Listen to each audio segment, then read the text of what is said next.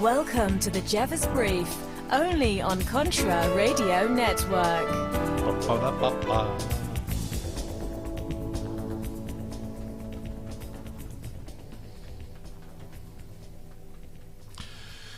I'm John Jeffers. Welcome to another episode of the Jeffers Brief, only here on the Contra Radio Network. Welcome, my listeners, my friends. Well, where do we start? Been an interesting week, to say the least. And I'm thinking maybe just a short episode. If you haven't, by the way, caught up, Brandon, I'm talking to you. You know, Brandon's one of our longtime listeners here on CRN. I mean, he goes all the way back to when we were on Blog Talk Radio. That was 5-6 years ago. And he called me. We were talking on the phone, and he said, I'm about 2 weeks behind. And I said, dude, you're an over-the-road truck driver. You got nothing but time. He goes, I know. But seriously, this will be a short episode, maybe a half hour. But one thing I wanted to discuss is when Brandon called me, he said, I've been really busy and I haven't been keeping up on the shows. And he says, I can't find any mask. I said, no one can. I said, you need to listen to the episode that Terry Kaz and I did last night. He says, well, let's do it a couple weeks ago. I said, no. Terry and I just did a show, an episode, a special edition of the Jeffers Brief last night. Oh, okay. But enough of chastising Brandon. What I want to talk to you about today is some observations I've noticed, some trends, and I want to make sure that I get this out. And if you're not a member, and you need to go to the Contra Radio Network Facebook page. Apply to become a member.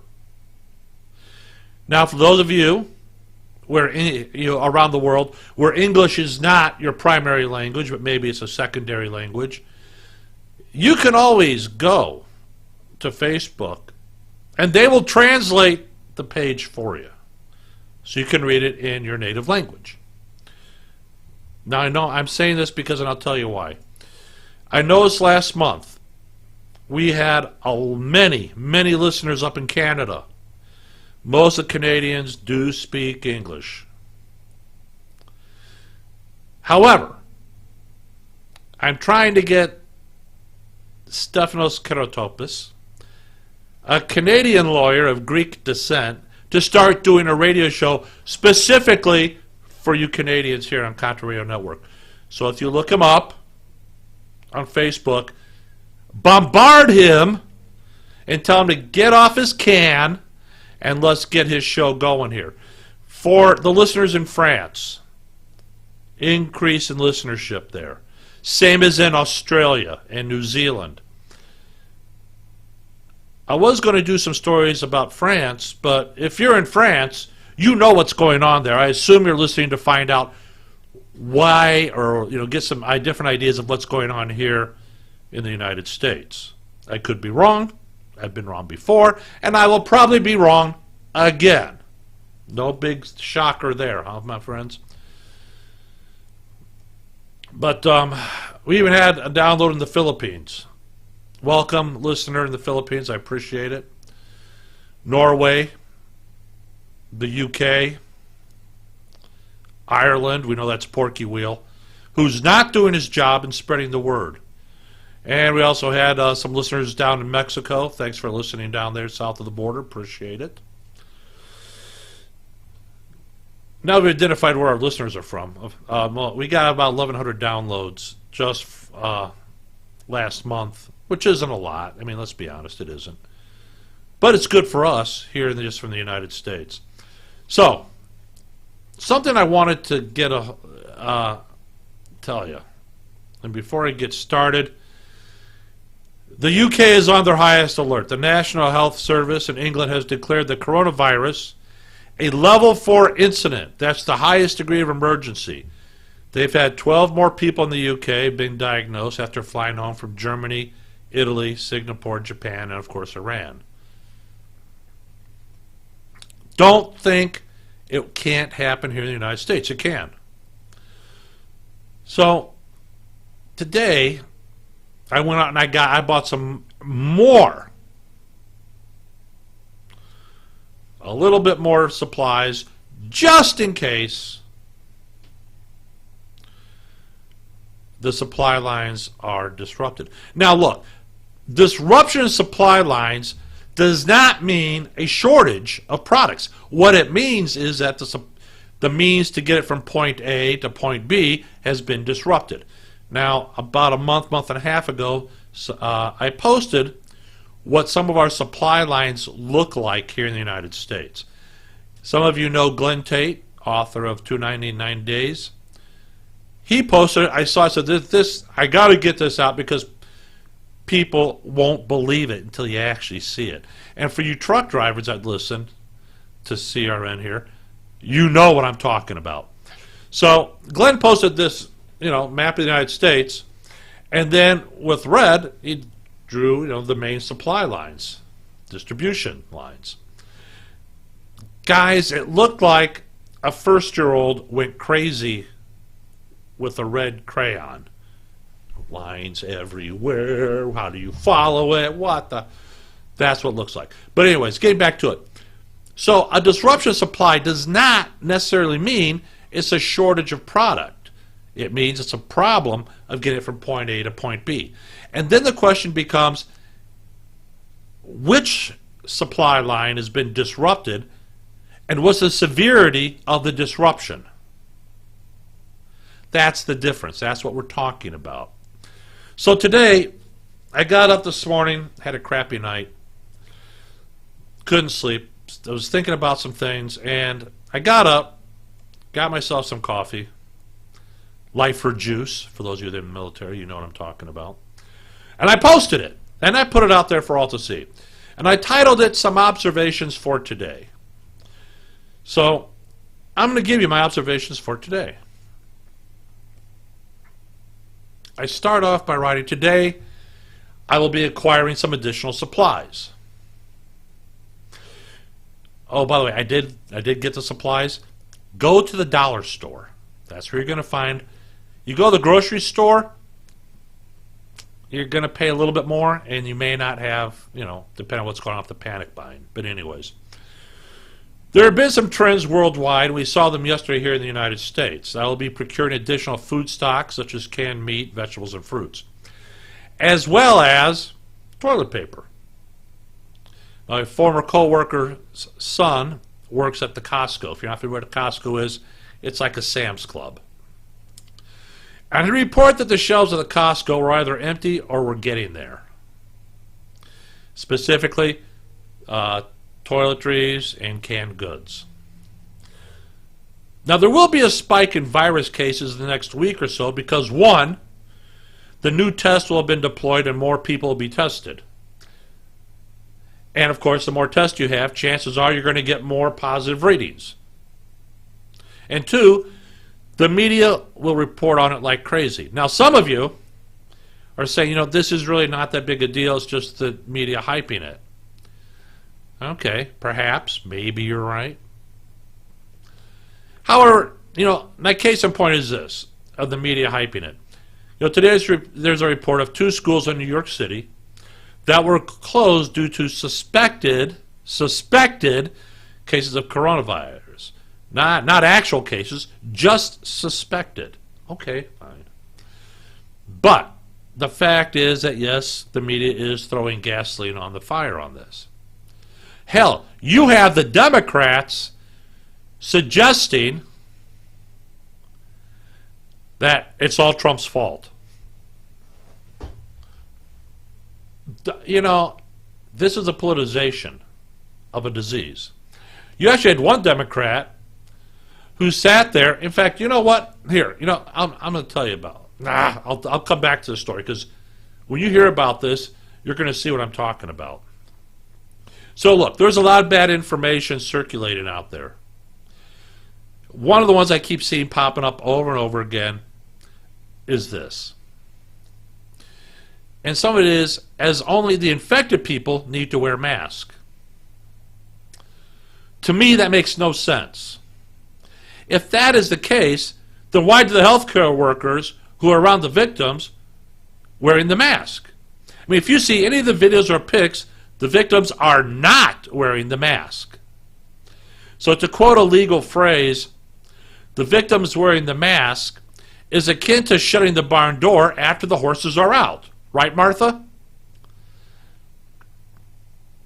Now, while some government websites have advocated no need to wear masks, only the infected, unless you are within 6 feet of an infected person. Okay, fine. So that begs the question, how do you know who's infected and who isn't? You pass some person in the store or on the street, how do you know? It's not like the infected, some of whom may not even know they're infected until after the incubation period, have a biological armband on declaring their status that they're infected. And why would the infected want to wear a mask? They just keep reinfecting themselves. They exhale the virus and then they inhale it again. Hell, hello? Does that make any sense to anyone? I'm not an expert. I'm just putting it out there. That's why. All right, look. I'm coming up to the end of my first segment. We're going to keep going on this because I got to get some more information I want to put out there, all right? So we'll be right back after this. All right, welcome back. Part 2, segment 2, as we continue this. So, now I have seen posts from many people who are so confident in their convictions that they are doing nothing to prep themselves or their families by declaring that this is only media hype. Nothing to see here. Move along. All right. They might be right. But are you willing to gamble with the health of your loved ones? Now, I'm not prepping for the end of the world on this particular critical incident that seems to be coming. I am preparing for the disruption in the supply chain, as I talked about before we started this. Now, if I'm wrong on this, I've lost nothing. I mean, let's face it. I'm going to use toilet paper. I'm going to eat the food. I mean, what have I lost? Nothing. But if I'm right, well, then I will have the necessary supplies to get through the period of disruption, and my family thinks I'm a friggin' genius. Can't argue with them, I am. Those that do not take it seriously, well, I suspect they might be knocking on your door. Bottom line is this. I will have what I need. Will you?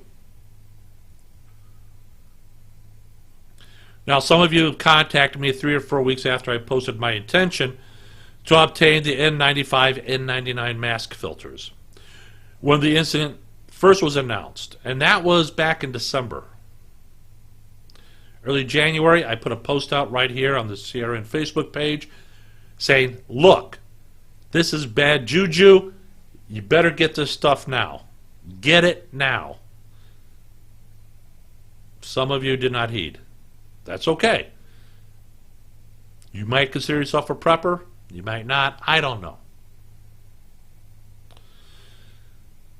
But some of you have been, it's a bit like Brandon, for whatever reason, came and said, I can't find any mask as of last week. And I've been checking the last 3 or 4 weeks. I've been checking, just shopping around in hardware stores, like Menards, Home Depot, Lowe's, and whatever else, just to see if there's any N95, N99 mask or filters still available. There aren't any.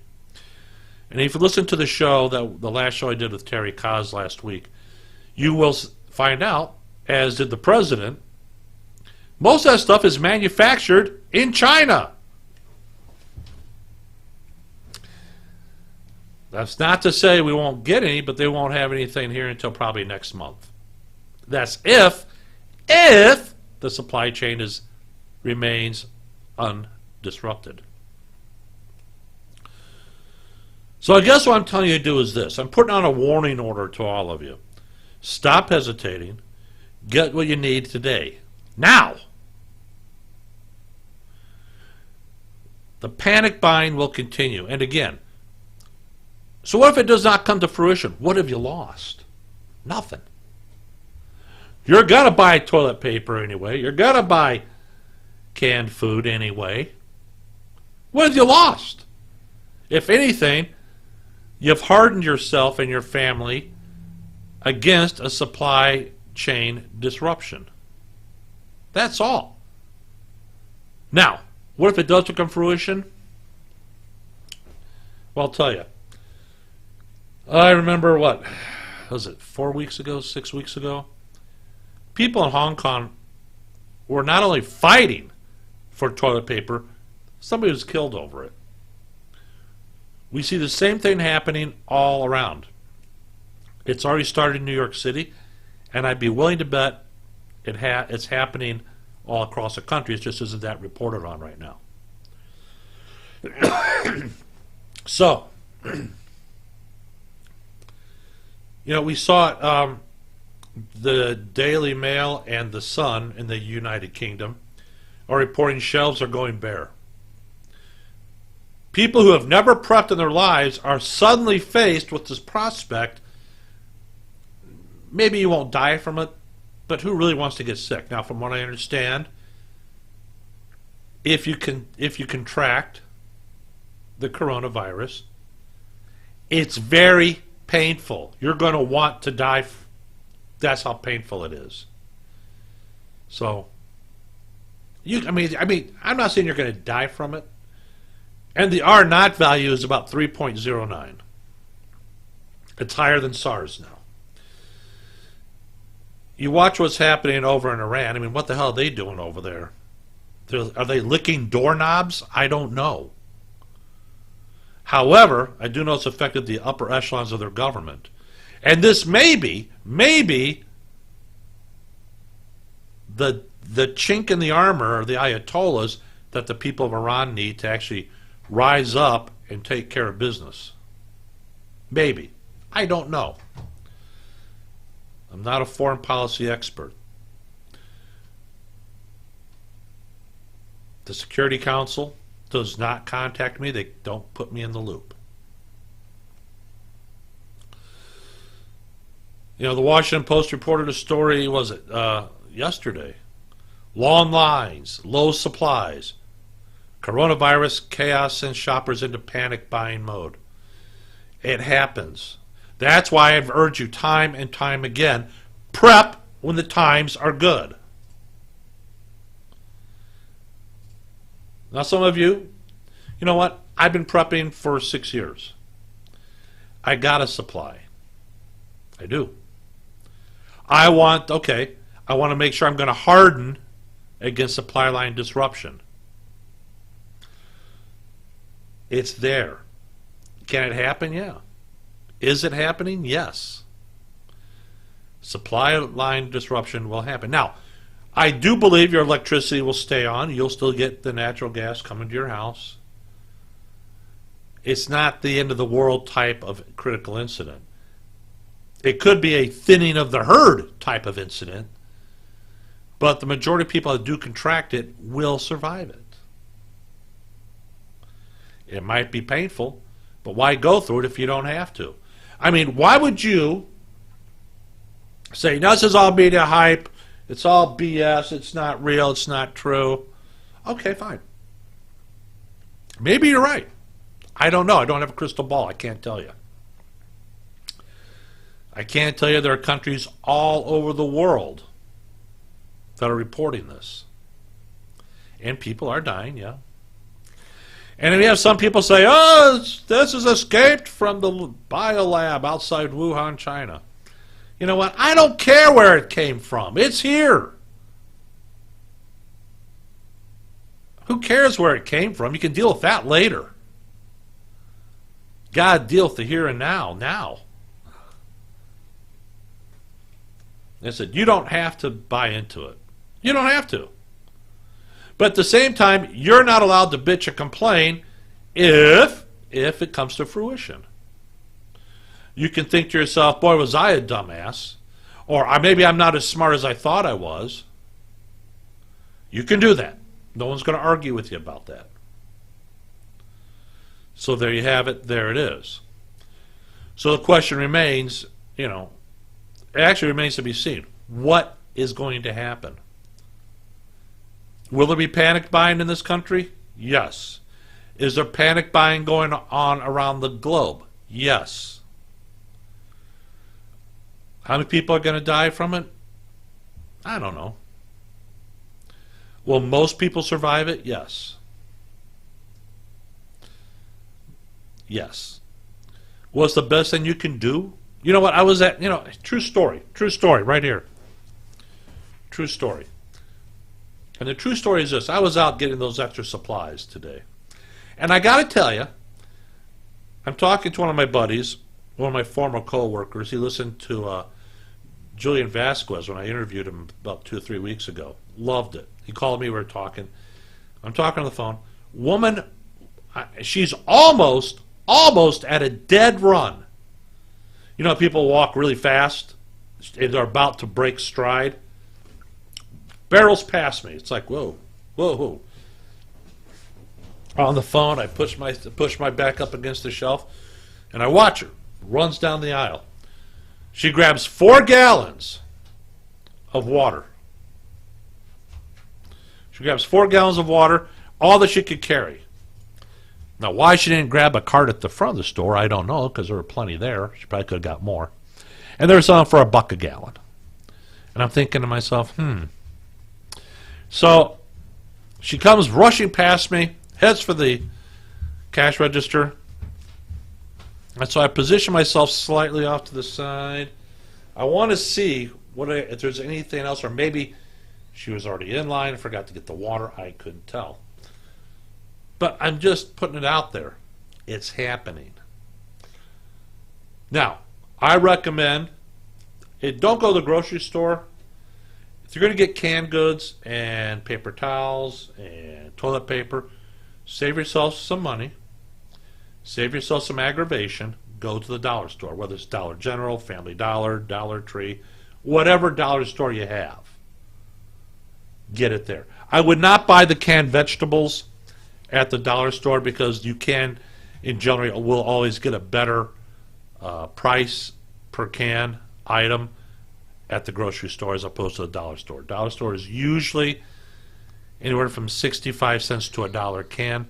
Go to the grocery store, depending on which one you go to, you're usually going to find it for 50, maybe 40 cents a can. Save yourself some time and money. That's what I'm telling you. So, with that said, let me come back. Okay, yes, I know we were going to do a half hour. Apparently I got more to say because I can't shut up. So just follow with me. We'll be back for segment 3 in just a moment. All right?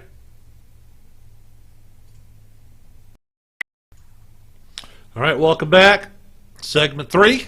I'm John Jeffers here on the Jeffers Brief. Hey, how do you like the show? Ever since my buddy, our director of broadcasting, Don Lowry,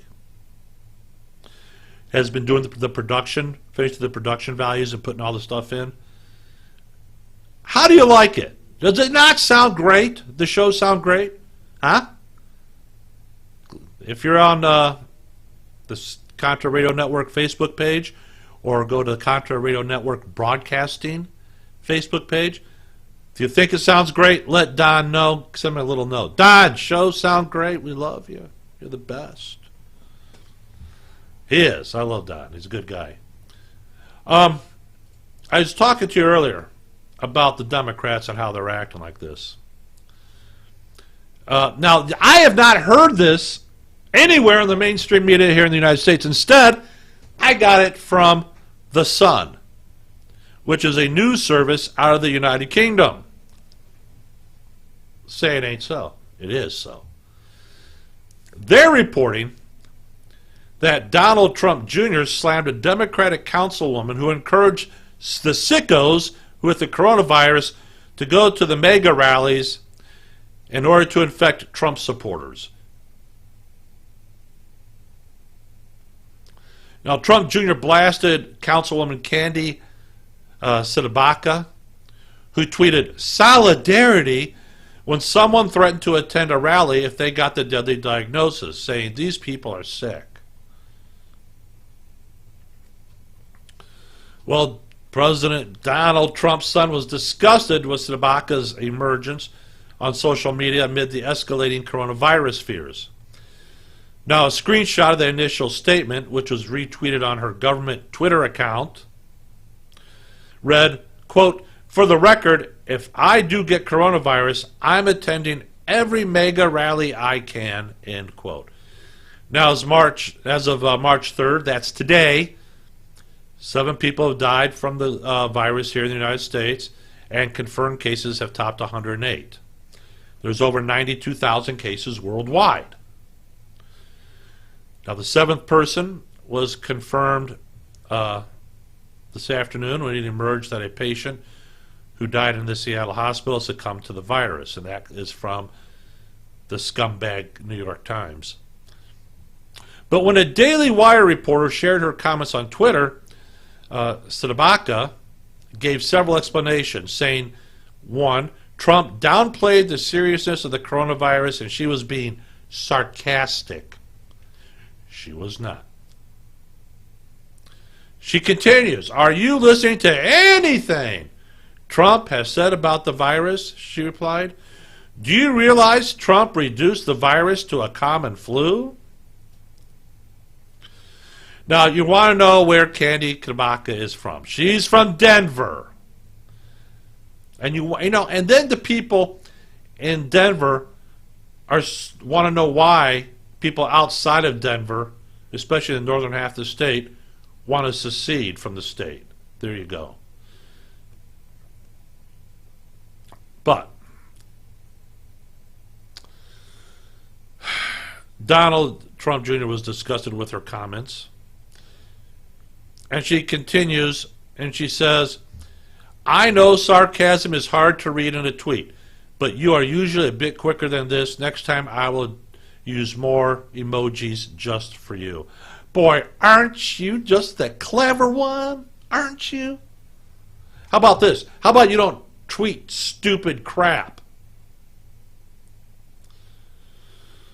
However, the Sun reached out to the councilwoman for comment on Tuesday and did not receive a response by the time of publication. Her statements come after Trump said Democrats were trying to scapegoat and blame his response to the outbreak. And he urged people not to panic. Yesterday he tweeted, quote, "I was criticized by the Democrats when I closed the country down to China many weeks ahead of what almost everyone recommended. Saved many lives. Dems are working the impeachment hoax. They didn't have a clue. Now they are fear-mongering. The president says be calm and vigilant," and he's right. Now, the president did meet with top pharmaceutical experts on Monday to discuss a possible vaccine, and he emphasized the urgency of it amid the increasing coronavirus fears. The president wants it in months. Vaccine won't be ready for at least a year. And that's if they find a vaccine that does work. They may find one that doesn't work. They think, well, it should, but it doesn't. Well, back to the drawing board. Here we go again. So I just want you to realize what's happening. Now, as I said, one of the best ways there's like 2 or 3 good ways for the coronavirus. You don't have to self-quarantine. Wash your hands often. I like to use Dawn dishwashing soap. I turn it on. The water as hot as I can get it, that I can stand it, and then I start washing my hands like I'm scrubbing for microsurgery. I do that 2 or 3 times a day. I don't shake hands with people. It is the cold and flu season. Why would anyone do it? I don't know. But I don't. And right there, that in and of itself. Now, my daughter some of you know, has just recently got her dual citizenship in Italy. She has to make one more trip back. And I said, you're not going. Now, granted, look, my daughter's an adult. She graduated from DePaul Business School. And sometimes I think that she's too smart for her own good. Because she asked the question, I just about blew my mind. Why, Dad? What do you mean, why? What are you doing? You know, what are you reading, child? So I went over it with her. I said, look, the best thing you could do, if you're going to do this, because she has to go back and get the passport in person. They won't send it to the consulate here in Chicago for her to go pick it up. The best that you could hope to do, you get over there, you land, you go get your passport, you go back to the airport, you get on the plane, and you come right back. And I said, look, it's a level 3. There's a good possibility that while you're over there, one, you get delayed because the Italians their government is overwhelmed right now with the coronavirus response. They were never very efficient to begin with before then. 3, your passport may not be ready. So you might get stuck there. Now let's say you get there, it's not ready, they'll say be ready in a few days. So the few days passes, what happens? Oh, here's something new and interesting. All travel to and from Italy has been banned until further notice by the United States. Now you're not coming home. Can she survive over there? Yes. She spent the entire 6-7 months last year in Rome, living there, going through the whole process of dual citizenship and all the other crap. So, today, as we see, it was Indonesia, I believe. Was it Indonesia? I'm thinking it was. Has put a travel ban on Italy, South Korea, and Iran. A travel ban. My guess is now that one country has done it, you're going to see other countries start following suit. But I did let her know, and she goes, oh, that's just lovely, Dad. I said, I know. She goes, well, how long is it going to last? I said, Sid, I don't have a crystal ball. I'm sorry, the batteries are... Let me get my magic 8-ball. I may have a better luck. It's like, come on. How the hell am I supposed to know? She said, well, how long did Ebola and SARS last? I said, it lasted for months. She goes, oh. And she says, well, I'm not going back right away anyways. I said, well, that's good. Maybe you're listening to your old man after a while. It's starting to pay off dividends somewhere. So anyways, my point is, you may not, what's interesting, Reed, you can go to the State Department website and call up messages or what they call alerts from the embassies in particular cities around the world, depending if we have an embassy there or not. I believe we have embassies everywhere. And so I called up the one for Rome, for Italy, the embassy in Rome. Very interesting what they're doing. They're telling you, don't come here if you don't have to. And the State Department did evacuate, families of the employees out of the virus zone up in northern Italy, particularly around Milan, where they're running out of food because of the supply line disruptions. Not that they can't produce it, they can. They just can't get it there. And if you're healthy, do you really want to drive into the virus zone to deliver food or bread or whatever? So you see and I also told my daughter, I said, long before they decide to do a travel ban to and from here in the United States, the unions for the airlines, particularly the pilots' unions, will tell the companies we're not flying in there anymore because of the health risk. And you'll see it. It will drop off. It will. Where are we? Oh! All right, my friends. We'll be back for our fourth and final segment of the week. So stick around. You don't want to miss it. I hope you're getting some information out of this.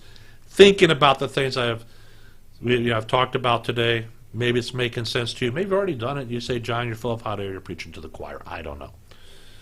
But stand by to stand by. All right. We'll be right back after this. All right, welcome back. The fourth and final segment of the Jeffers Brief. I'm John Jeffers. Thanks for listening. This is just crossing the wire.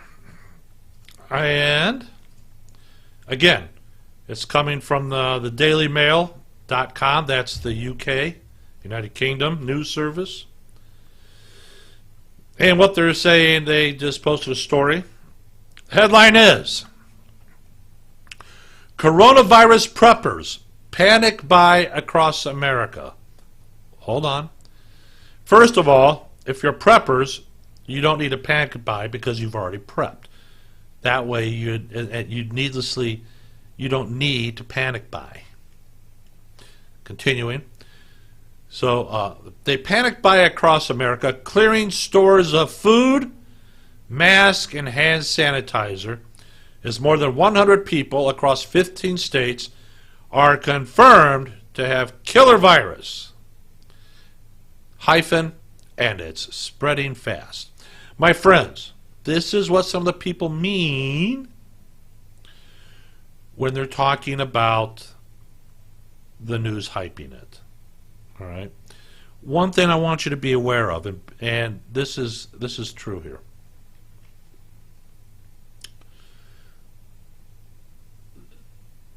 The new testing kits have already been deployed. They're out. You're going to see a jump, a spike, in the number of virus cases being reported. Why? Because the detection has gone up higher. Does that make sense? It's kind of like, you can say, we never talked about divorce. Divorce never really happened in the 30s, 40s, and 50s. That's because people didn't talk about it. And as it became more prevalent, people began talking about it, and now divorce isn't the big taboo subject like it was. Same here. Because they couldn't get the testing kits out fast enough, but now they are.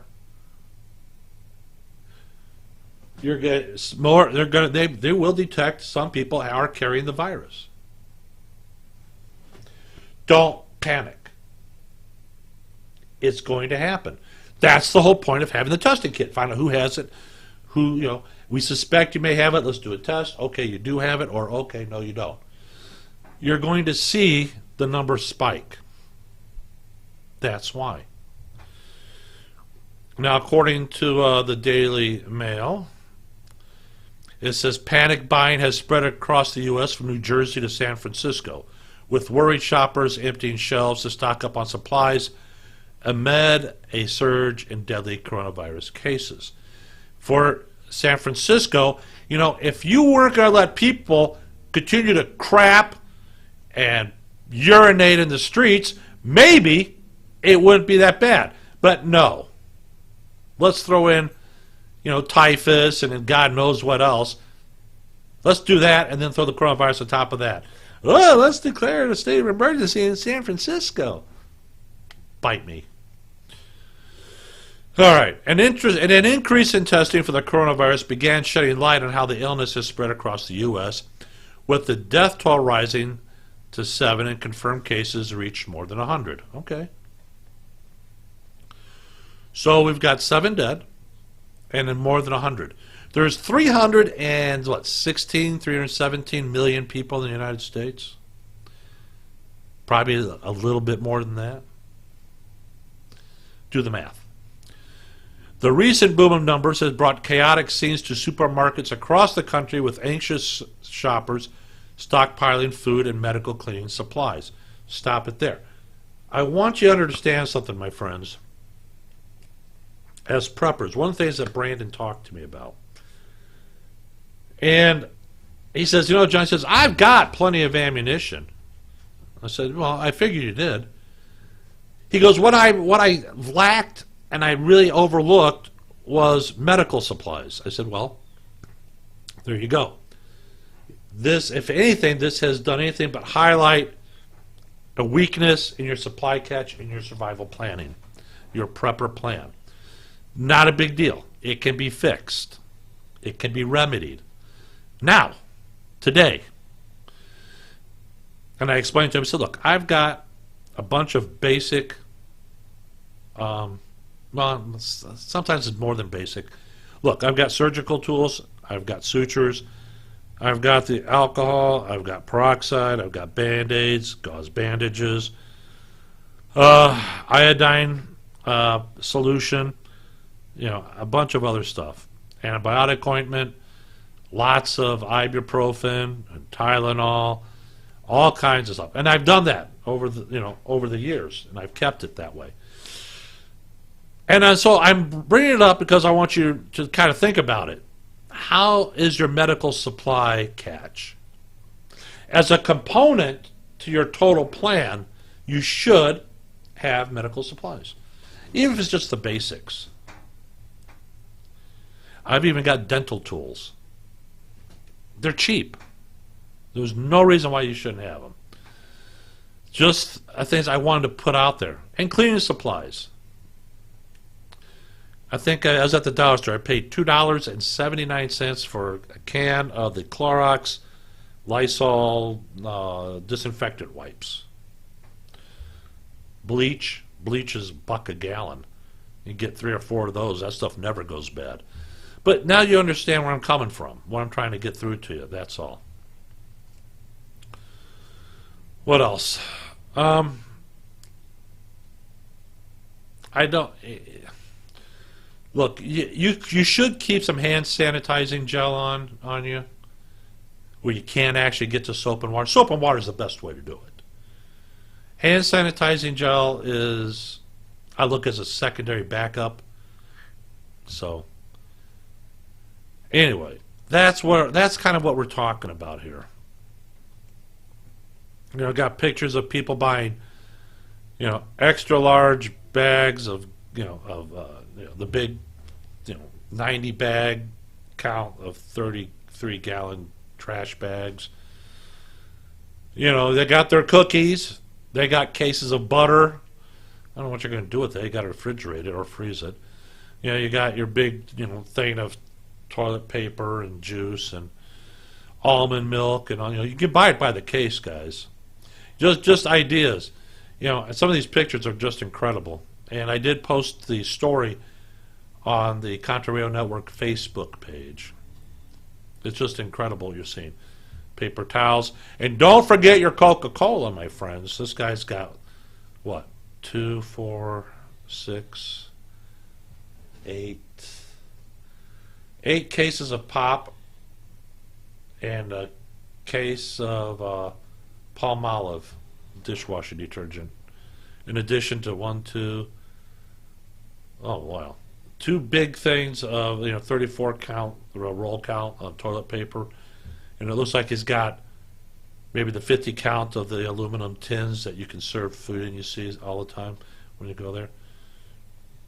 I mean, how many fucking paper towels do you need? Jesus, what's that? 12 count paper Bounty? 1, 2, 3, 4, 5. 5 of that. You got the oh good Lord. But people are panic buying. And they're panic buying, and I'll tell you why, my friends, because they're not informed preppers. They don't know what to buy. All they're buying is what they're reading about online. You're educated preppers. You've been listening to my show probably for at least 6 years, or at least in the last, very recently. And we've talked about it, what items you should be looking for to get.